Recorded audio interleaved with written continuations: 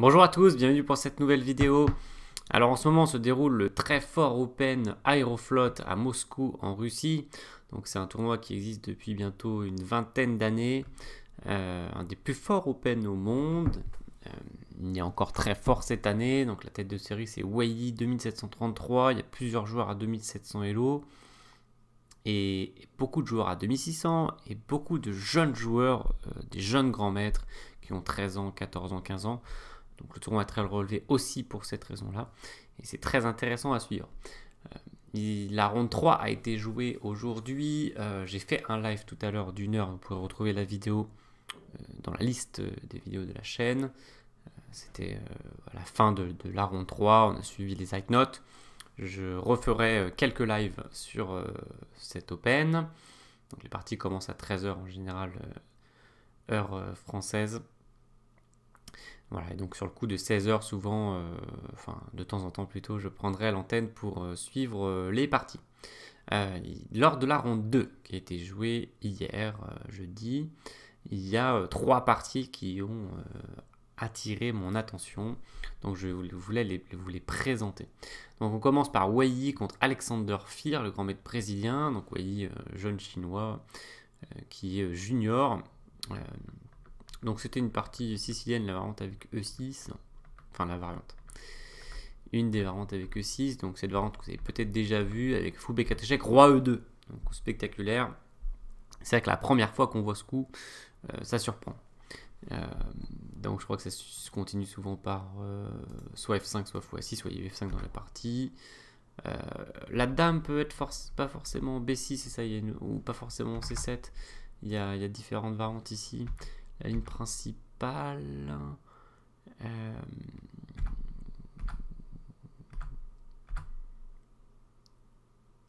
Non, mais c'est une principale, mais il y a une ligne avec fou A6, roi F3 aussi, voilà. Et F5 après.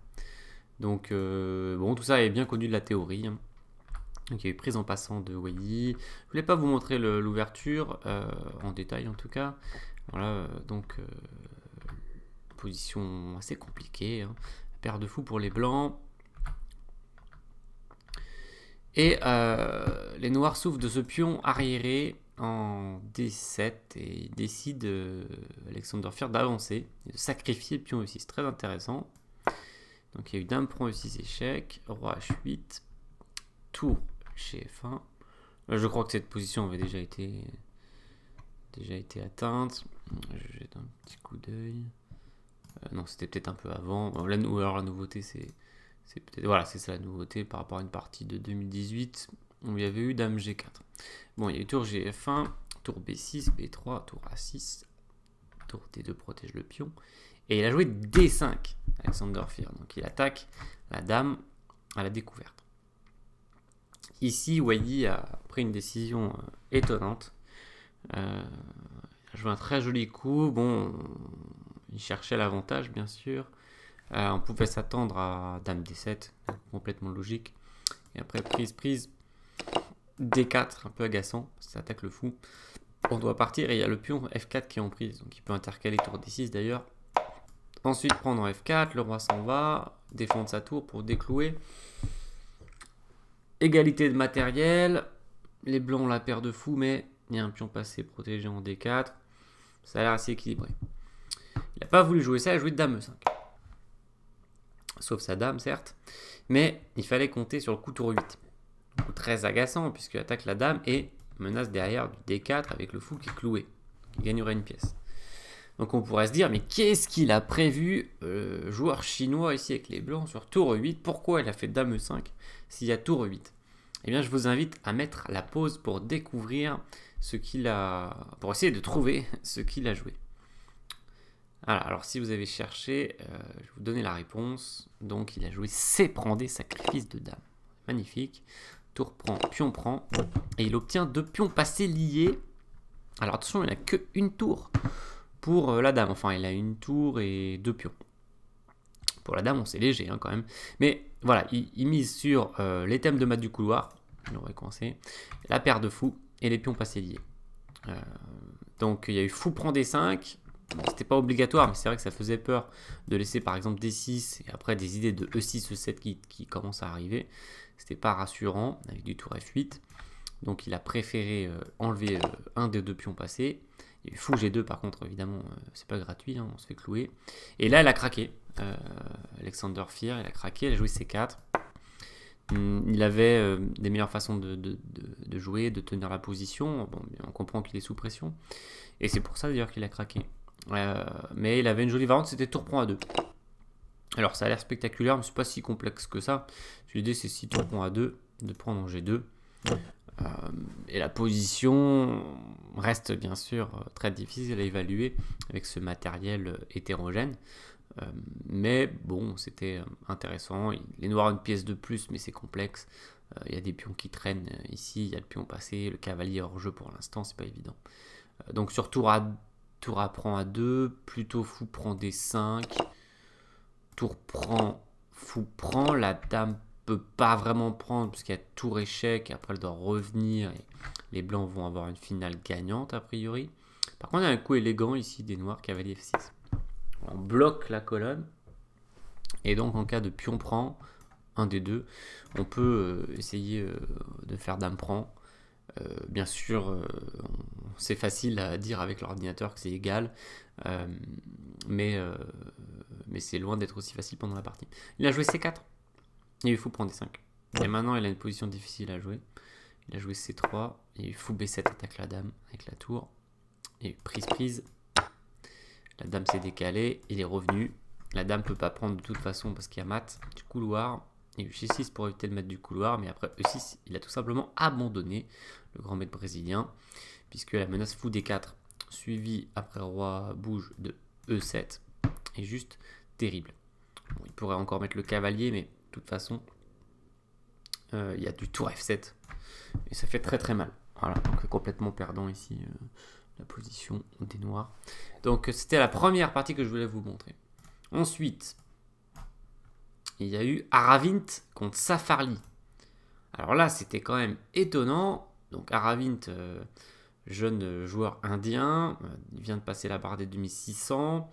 Donc on va aller directement coup 29. Donc partie, ma foi, très serrée, 5 pions chacun, tour pièce, cavalier des 5 échecs de Safarli. Donc Safarli, un membre de l'équipe olympique d'Azerbaïdjan, presque 2700 Elo, donc très très expérimenté, enfin il n'est pas si vieux que ça, mais il est très expérimenté et très très fort. Donc il y a eu cavalier des 5 échecs, fou prend, tour prend C2 échec, roi prend, et là les noirs doivent choisir avec quoi reprendre. Bon, on pourrait passer énormément de temps sur cette finale de pion, je vais essayer de vous la présenter, que ce soit pas trop long. Donc il a fait E prend D. Alors ça peut paraître paradoxal parce qu'il laisse un pion passé protégé au blanc. D'habitude on fait pas ça. Mais c'est peut être considéré comme le meilleur coup dans cette position parce qu'il veut contrer avec C5. Voilà. Il veut trouver du contre avec C5, donc la partie s'est déroulée ensuite, c'est un peu sur ce thème. Il y a eu B4 des blancs d'ailleurs. Donc s'il prenait du C, il y avait du danger. Parce qu'après roi D3, le roi commence à filer pour aller prendre le pion G et le roi noir est très loin. Le roi noir va devoir essayer de se venger en venant sur l'aile dame. Et c'est un peu complexe à calculer, et d'ailleurs c'est même complexe tout court, puisque ici par exemple pour éviter l'infiltration, le meilleur coup des blancs c'est A4. Et ensuite après B5, B3, prise, le roi va venir. Donc je vous montre à la variante, elle est assez forcée, assez facile à comprendre. Les deux rois vont prendre des pions pour passer les pions. Et là bien joué des blancs, roi prend E6, hein, parce qu'au début on se disait c'est ce pion, le pion passé qui va y aller, mais c'est tout aussi rapide de faire roi prend E6, donc autant prendre deux pions par la même occasion et arriver à la même vitesse. Et on arrive avec dame de pion contre dame, ce qui normalement devrait gagner. Bon, c'est toujours technique, on le sait. Peut-être qu'on va perdre un pion dans l'opération d'ailleurs après un dame machin échec. Bon, non, peut-être c'est pas sûr, ça va, on va réussir à garder les deux pions, mais on va devoir subir bien sûr beaucoup d'échecs. Donc il a voulu éviter ça avec les noirs, ce qui est compréhensible. Bon, je sais pas s'il a calculé ça, mais dans l'idée, il a dû se dire la course c'est pas terrible, donc il a fait E prend, il avait bien raison, puisqu'après B4, roi C7, la position est considérée comme nulle, évaluée comme nulle. Donc A4, là il a joué A5, c'est très bien joué, parce que s'il fait un coup naturel comme roi D7, il se prend B5 et là il est cuit, puisque s'il fait pion prend, il n'aura pas le temps de créer du contre-jeu ici. En fait, il n'aura pas le temps par exemple d'amener son roi parce qu'il y a le pion qui va filer. Ce sera une galère. Et enfin, les blancs vont attendre le bon moment hein, pour mettre le pion en route. Mais en gros, on peut pas, il n'y a plus de contre-jeu. Donc c'est foutu. Et sur C5, eh bien, il va y avoir probablement prise A5. Mais maintenant, il va y avoir deux pions passés côté blanc et les pions liés sont pas assez forts pour compenser. Donc il a fait A5, c'était bien joué. Il y a eu prise. Donc sur B5, maintenant la différence, c'est qu'il faisait prise et il avait lui-même son pion passé protégé. Donc chacun son pion protégé, donc ça va tout simplement se neutraliser. Il y a eu prise. Roi D3, roi D7, roi E3, roi E6, roi E2. Donc assez malin, on a souvent des manœuvres comme ça dans les finales de pions. Ça joue sur des triangulations parfois, avec le roi, sur l'opposition bien sûr. Donc par exemple sur roi F5, mais il a prévu roi F3. Et puis c'est pas simple pour les noirs de jouer derrière parce qu'ils sont un peu en zugzwang. Et s'ils font G4, après il y aura juste roi E3 et le roi pourra revenir prendre le pion. Donc il a fait C5, bien joué, donc il va casser le duo de pion. Alors ça vous pouvez retenir, c'est fréquent, c'est les blancs ont un fort duo de pion avec le pion passé protégé en E5, donc très fort pion, et si on peut casser ce duo de pion avec un coup comme C5, qui va casser la protection du pion passé protégé, c'est excellent. Donc là c'est ce qu'il a fait, il y a eu pion prend, roi E3, D4 échec, roi D3, roi D5, C6, et là c'est le drame. C'est le drame alors il vient juste de passer le contrôle de temps hein, du 40e coup. Donc les joueurs récupèrent 30 minutes au 40e coup. Donc bon, il a au moins 30 minutes à la pendule. Safarli. Et il se trompe donc avec les noirs. Donc bon, dire qu'il s'est trompé, peut-être c'est donner un peu un indice, mais on ne sait jamais trop. Donc si vous voulez vous faire un petit exercice de finale de pion, un exercice... pas ultra simple, mais bon, pas non plus très compliqué parce qu'il ne reste pas beaucoup de pions et les variantes ne sont pas très difficiles à calculer. Donc c'est ça qui est un peu incroyable d'ailleurs, qu'un joueur comme Safarli 2681 Elo se soit trompé, étant donné sa puissance de calcul, les choses qu'il est capable de calculer, ses connaissances en finale, etc. C'est très très surprenant qu'il se soit trompé dans cette finale. Donc vous pouvez mettre la pause pour essayer de trouver quel était le bon coup des noirs. Alors, il a pris, je sais pas ce qu'il a fait, je sais pas ce qu'il a calculé, enfin il s'est trompé quoi. Il s'est trompé, c'est terrible, là, on voyait sur le streaming, on voyait sur la vidéo, il était quand même totalement désabusé juste après. Quoi. Voilà, l'erreur est humaine. Donc il fallait jouer roi D6. Donc c'est joli, bon en plus, vraiment, pour son niveau, c'est pas la finesse, voilà, c'était juste normal pour lui de trouver ce coup. Avec l'idée roi prend. Et sur roi C4, on fait G4 et on fait nul. Voilà, vous pouvez vérifier que cette position, vous pourrez vérifier tranquillement que cette position est nulle. Donc c'était ce qu'il devait jouer. Il a fait roi prend. Et là, c'est quand même terrible parce qu'après roi prend, il est cuit. Il perd la finale. Donc, bon, sur G4, c'est roi C4, opposition, gagne la partie. Vous pouvez aussi vérifier celle-ci. Il a joué roi D6, il a eu roi C4 et il a abandonné. Donc, terrible, hein. Il a abandonné ici. A noter que les blancs pouvaient aussi gagner par le simple G4. On prend l'opposition. Sur roi C6, on ne se lance pas dans la course roi E5 puisque la course finit à égalité, mais on fait roi C4 opposition et là on gagne. Voilà. Donc s'il se décale, maintenant on fait roi B5. Et s'il fait roi B6, on fait roi D5 et on va gagner le pion tranquillement, puis la partie. Donc voilà, donc il pouvait gagner par G4, il a gagné par roi C4, il a eu abandon. Ça pourrait pareil, pardon. Donc on va montrer, donc s'il fait roi C6, on fait G4. Hein. Voilà, tranquillement, finalement c'est le même résultat que tout à l'heure. Donc sur roi D6, on y va. On va montrer le résultat de cette course. Course qui ne joue pas à grand chose, hein, mais voilà. Il manque un coup au noir. Donc comme c'est un pion G, la dame va pouvoir mettre en déroute la défense. Donc si vous voulez connaître cette technique, on en a parlé dans la masterclass FFE avec Marc Kenéen, dans une des masterclass FFE, dans le chapitre des finales, la finale dame contre pion en 7e rangée. Ça c'était la première variante avec roi C6, et s'il tente G4, c'est à peu près la même en fait, c'est roi B5, roi D5.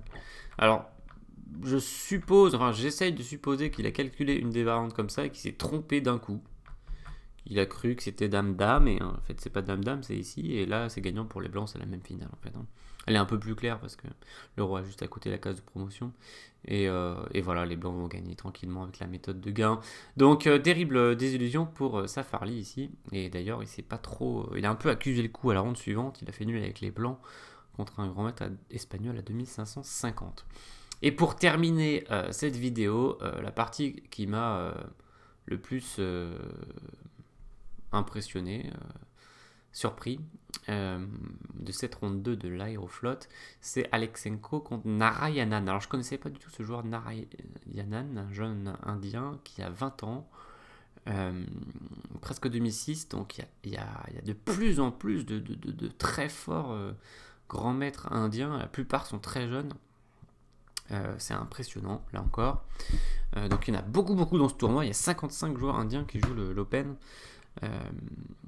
selon Europe Échec, dans les tournois ABC. Donc c'est beaucoup. Et il y en a, je dirais, une bonne vingtaine dans le tournoi A. Peut-être même plus. Bon, on va pas montrer la partie. C'était une partie espagnole, variante très classique. Les blancs ont joué l'anti-Marshall A4. Il y a eu B4. Bon, je peux vous faire avancer la partie rapidement. C'est vrai que ça a été rapidement animé. Donc, les noirs font le siège du pion A5. Les blancs sacrifient le pion A5, mais la tour est un peu coincée. Donc les tours détestent être dans des endroits comme ça. 0 case disponible pour la tour. Là. Il y a eu fou G5, prise, KVC4. Donc il attrape la qualité. Il y a eu dame F6, prise, échec, tac, prise. Et C2, donc les blancs ont gagné la qualité, mais il y a 2 pions pour la qualité pour les noirs. Et là, les blancs se lancent dans une attaque. Tour F1, tac, comment ça manœuvre. Tac, D4. Bon, les cavaliers noirs sont sur les bords. Loin de leur roi. Donc, les blancs déclenchent une attaque. Menace de mat. Par tour F8, H6, D5. Alors j'ai pas analysé cette partie, cette phase de jeu. C'est la suite qui est très intéressante. Enfin, ça c'est peut-être très intéressant aussi, mais j'ai bien aimé comme il a fait. Parce qu'il joue D5, donc pion prend. Cavalier E3. Donc on comprend qu'il a dévié le pion E6 pour revenir faire placer un cavalier F5 potentiellement très fort pour l'attaque. Les noirs jouent D4. Ils jouent C4, attaque la dame. Dame B2. Il vient sur G4 finalement, il ne va pas sur F5. Donc il y a des idées de cavalier prend H6 et parfois de cavalier F6. Qu'est-ce que je raconte? Non, je dis n'importe quoi. Non, c'est pas encore. Il n'y a pas encore ces idées-là. Il y a peut-être d'autres idées qui commencent à apparaître tranquillement dans la position, mais c'est pas encore ces idées-là. Je joue cavalier D7 pour venir défendre le roi. Les blancs jouent tour G3. Voilà, c'est maintenant qu'il commence à menacer cavalier prend H6, parce qu'il y a du tour prend G6 qui traîne notamment. Puis il y a le clouage sur la colonne après. En cas de cavalier prend, tour prend, dame prend. Voilà. Donc je joue dame D2 avec les noirs. En fait, il veut revenir en défense. Plutôt bien vu.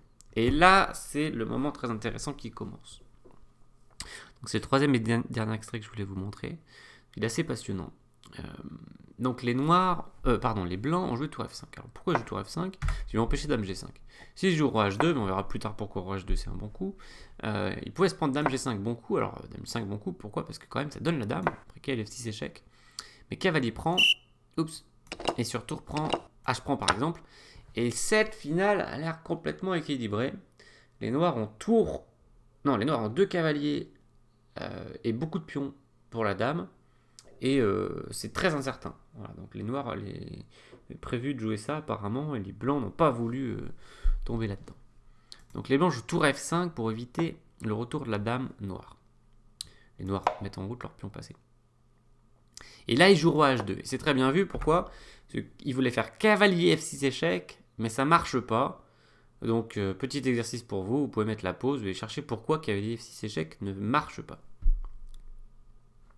Alors, si vous avez calculé la variante cavalier F6 échec, tour prend F6. Bon, bah, si on prend du cavalier, c'est tour prend tour. Hein. C'est terrible. Tour prend F6. Ce sifflet commence à m'agacer légèrement. Tour prend F6. Cavalier prend F6. Dame prend F6. Donc là, on pourrait se dire, c'est gagné pour les blancs. Hein, c'est mortel. Menace de mat. Voilà. Et il y a le classique le classique, les noirs s'en prennent à la tour qui cloue. Voilà, parce que cette dame est immunisée grâce à la tour, mais si la tour disparaît, venait à disparaître, ce serait terrible. Donc, et justement, après dame, échec, roi H2, il y aurait ce dame prend, G3, échec, roi prend, pion prend, et ce serait complètement gagnant pour les noirs. Donc faites très attention à ça. Dès que vous mettez une dame comme ça en prise, ou une pièce en général d'ailleurs, mais bon, c'est plus avec la dame, vous pouvez vous prendre des contres sur la pièce qui cloue. Donc pour cette raison-là, il joue roi H2 d'abord. Les noirs continuent à avancer leur pion passé. Et maintenant, ils placent cavalier F6 échec. Donc tour prend F6, tour prend F6. Et là, génial. Alors qu'encore une fois, on a l'impression que les noirs sont cuits, parce que les blancs ont fait tout ce qu'il fallait pour que la dame ne revienne pas, que pas se prendre dame E1 échec, dame prend G3. Et les noirs trouvent une défense. Bon, en même temps, vous allez me dire, elle est forcée, mais certes, mais quand même le mérite de la trouver. Donc vous pouvez mettre la pause pour trouver la défense des noirs. Alors si vous avez trouvé le coup dame G5 bien joué, le coup, ça fait un peu penser à tout à l'heure, c'est vrai qu'on a sacrifié la dame déjà dans la variante, mais... Et on va obtenir un matériel similaire avec les tours échangés. Donc il a fait tour prend, pion prend, attaque la dame. Donc sur dame prend, il n'aimait pas cavalier prend, la dame a un peu de mal à revenir, enfin elle va revenir, hein, mais il y a le pion qui traîne, moi il n'aimait pas ça. Il a joué dame G4, c'est bien joué d'ailleurs. Après cavalier prend, forcé. Il a pu placer dame C8 échec. Oh, H7. Alors on a un matériel génial qu'on voit vraiment pas souvent. C'est pour ça aussi que je voulais vous montrer. Il a 2 cavaliers et 3 pions pour la dame. 2 cavaliers et 3 pions. Alors mathématiquement parlant, ça se vaut. Bon, après c'est pas tellement des mathématiques ici, c'est plus qu'est-ce que ça donne dans la position. Et la position est favorable, plutôt favorable au noir dans l'ensemble. Parce que... En vrai c'est encore très complexe pour l'instant et les blancs doivent faire les bons choix. Mais d'une manière générale, j'ai envie de dire, c'est plus facile à jouer que les noirs. Parce que le roi est plutôt bien sécurisé, il ne se fait pas embêter par la dame. Et on sait que la force de la dame, c'est faire justement des coups sur des échiquiers plutôt dégagés, plutôt ouverts. Et là, c'est plutôt bloqué, le centre est plutôt bloqué. C'est plutôt rare qu'on se retrouve dans des finales avec des centres bloqués. Là, c'est le cas. Et la dame n'est pas forcément trop à son aise. Et malgré tout, ici, s'il faisait le bon choix, il pouvait avoir une bonne partie. Mais il s'est trompé. Le jeu dame à 6, bon, il a voulu s'occuper du pion passé A qui est assez effrayant. Et en plus, il faudra s'occuper du pion passé D. Mais il s'est trompé. Oups. Il fallait qu'il prenne en C7. Attaque le cavalier. Donc après, cavalier bouge. Il pouvait prendre en D6. Et revenir attraper le pion A. C'est vrai qu'on fait un peu un grand chelem avec les blancs. Parce qu'on prend des pions et on vient rattraper le pion A. Donc il va, et on peut lancer aussi le pion C maintenant qu'on a pris 2 pions noirs, on a un pion passé nous-mêmes et on peut s'en prendre, enfin menacer, voilà, on peut faire dame prend D2 du coup, puisqu'on a notre propre pion passé. Alors c'est pas la fin de la partie puisqu'on va faire notre promotion, mais on devra encore essayer de gagner cette finale, on va avoir encore beaucoup de travail pour gagner ça. Mais voilà, dans l'idée il devait jouer ça, il a joué dame A6, et après cavalier B4, il a pris le pion certes. Après cavalier D3, il va rattaquer le pion en C7, mais après cavalier C5, il joue dame prend C7 qui n'était pas formidable. Les noirs prennent en E4. Bon, apparemment la bonne prise c'était cavalier C pour E4 qui gagnait la partie. Bon, je vous épargne les détails, c'est quand même très technique. Il fait cavalier F prend E4 et là il se trompe. Voilà, dernière erreur de Aleksenko. Alors Aleksenko, je me demande si j'avais pas présenté une partie de lui dans les meilleures parties de l'année 2017. Voilà, vérifier, c'est peut-être Aleksenko contre Sven. Je suis plus certain, mais c'est une possibilité. Donc c'est un jeune grand maître de 1630. Jeune grand maître russe, si je ne m'abuse. Et il se trompe et joue H4. Je sais pas trop ce qu'il a pensé. En fait, il voulait essayer de dégager plus l'abri il voulait essayer de casser l'abri du roi noir, mais ça n'a pas fonctionné du tout. Donc là, il fallait vite revenir avec le roi pour s'occuper du pion passé. Donc D3. Dame F7. Et là, on va combiner les menaces de perpétuel. Donc là, une menace claire de perpétuel sur ces cases. Avec arrêter le pion de justesse, quoi. Donc, par exemple, il fait roi H6. On fait G4, menace dame mat. S'il fait G6, il doit faire très attention parce qu'il prend dame G8, menace mat. Et là, il peut rien faire. Donc ça, faut éviter. Il doit faire G3 pour enlever le mat. Dame D5, on arrête le pion. Bon, et alors ça répète les coups et ça fait nul. Voilà, ça c'était nul logique, on va dire. Ça aurait conclu une magnifique partie. Mais il s'est trompé. Il a fait H4, puis on prend. Et il a essayé de faire la même chose avec H4 intercalé, mais malheureusement, ça a libéré le roi noir plus qu'autre chose. En fait, il voulait le fragiliser, mais la seule chose qu'il a faite, c'est qu'il l'a libéré. Donc voilà, donc roi G1, pion D3, et là, il ne peut plus survivre. Donc, on peut montrer que ça aurait pu se finir, par exemple, sur Dame F3, D2, roi vient, mais cavalier A4. Il va y avoir au choix cavalier C3, cavalier B2, et la promotion. Donc la dame ne peut pas prendre parce qu'il y a la promotion qui est là. Donc les blancs n'ont plus de solution. Donc les deux cavaliers et le pion passé viennent à bout de la position blanche. Il a essayé dame F8, il y a eu D2. Là, il y a la menace de promotion, hein, donc c'est la même chose en gros. Il a fait quelques échecs de consolation et puis il a abandonné après roi F4. Ça aurait pu se finir par exemple par dame F8, roi E3. Le retour de la dame, mais bon, les deux cavaliers... comme tout à l'heure, vont contrôler la case de promotion. Voilà, donc pour cette partie, Aleksenko Narayanan, donc qui a permis à Narayanan, un des deux frères Narayanan, puisqu'il a un frère qui a 4 ans de plus que lui, qui est aussi grand maître de 1570. Et donc, ça lui a permis de mener le tournoi avec 2 sur 2. Il a fait nul en ronde 3. Donc il fait parmi du... Oula, pardon, c'est la fatigue. Il fait partie du groupe à 2,5 points sur 3, qui est bien placé puisqu'il y a seulement 2 joueurs à 3 sur 3. Voilà, qui s'affronteront lors de la ronde 4. J'espère que ça vous a plu, ces petits moments forts de... J'ai écrit ronde 3, mais c'était la ronde 2. Voilà, correction. Donc il s'agissait de la ronde 2. Tac. Voilà, la ronde 3 c'était aujourd'hui. J'ai fait le live tout à l'heure. Et puis donc je suivrai ce tournoi attentivement. Il y aura sans doute encore beaucoup de belles parties, beaucoup de positions sympathiques. Donc je mettrai ça de côté pour vous les montrer. En ce moment a lieu le très fort Open de Cannes. Il y a aussi le tournoi de Capelle-la-Grande qui se termine aujourd'hui, si je ne me trompe pas. Donc n'hésitez pas à mettre un petit pouce vers le haut, à laisser un petit commentaire par rapport à ce tournoi, si vous avez des choses à dire par rapport à la vidéo, par rapport aux 3 extraits que je vous ai montrés.